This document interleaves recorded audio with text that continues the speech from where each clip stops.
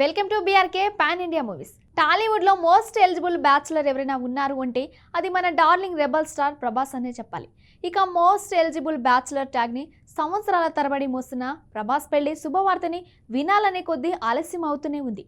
ఇక ఆయన పెద్దనన్న కృష్ణంరాజు గారు ఉన్నప్పుడే ఈ శుభకార్యం చేయాలని చూశారు, కానీ అమ్మాయి దొరక్క వాయిదా పడుతూ వెళ్ళింది.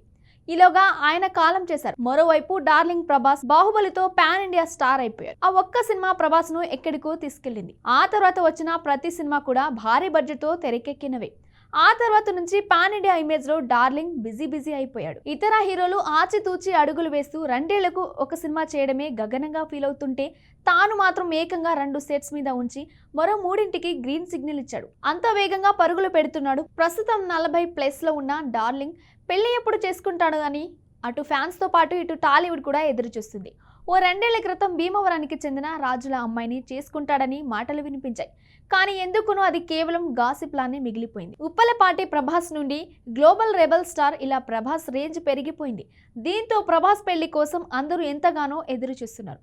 కాగా తాజాగా ప్రభాస్ పెళ్లిపై mega power star Ram Charan కీలక వ్యాఖ్యలు చేశాడు. ఇటీవల రామ్ చరణ్ ఆహాలో నందమూరి బాలయ్య హోస్ట్ గా నిర్వహించే అన్స్టాపబుల్ సీజన్ 4లో సందడి చేశాడు. బాలయ్యతో కలిసి అనేక విషయాలు పంచుకున్నాడు. టాక్ షోలో భాగంగా రెబల్ స్టార్ ప్రభాస్ తో ఫోన్ సంభాషణ ఎపిసోడ్ కే హైలైట్ గా నిలిచింది. అయితే ప్రభాస్ పెళ్లి చేసుకోబోయేది ఆంధ్రప్రదేశ్ పశ్చిమ గోదావరి జిల్లా గణపవరంకు చెందిన అమ్మాయితో సంబంధం కుదిరిందని, త్వరలో ఈ కబురు అందరితో పంచుకుంటామని అన్నారట.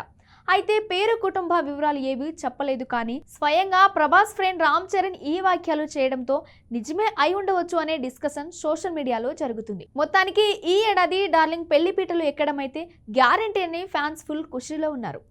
షోకు హాజరైన ప్రేక్షకుల ద్వారా ఈ లీక్ వచ్చింది, కానీ ఎంత మేరకు నిజమో జనవరి 14 టెలికాస్ట్ అయ్యే 2వ ఎపిసోడ్లో బయటపడుతుంది. బాలయ్య రామ్ చరణ్ల మధ్య జరిగిన సరదా సంభాషణలు బాగా ఎంజాయ్ చేసిన ప్రేక్షకులు ఇప్పుడు 2వ భాగం కోసం ఎదురు చూస్తున్నారు. ట్రైలర్లో చూపించిన అసలు కంటెంట్ ఇందులోనే ఉంది. ఒకవేళ ప్రభాస్ పెళ్లి కనుక ఈ ఏడాది ఉంటే సంబరం మామూలుగా ఉండదు. బాలీవుడ్ నుంచి టాలీవుడ్ దాకా సెలబ్రిటీలందరూ చేయబోయే సందడి చూసేందుకు 2 కళ్ళు సరిపోవు.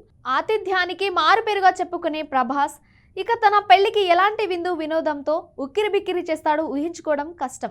ఈ శుభ ఘడియాల కోసం ఫ్యాన్స్ తో పాటు సగటు ప్రేక్షకులు వెయిటింగ్.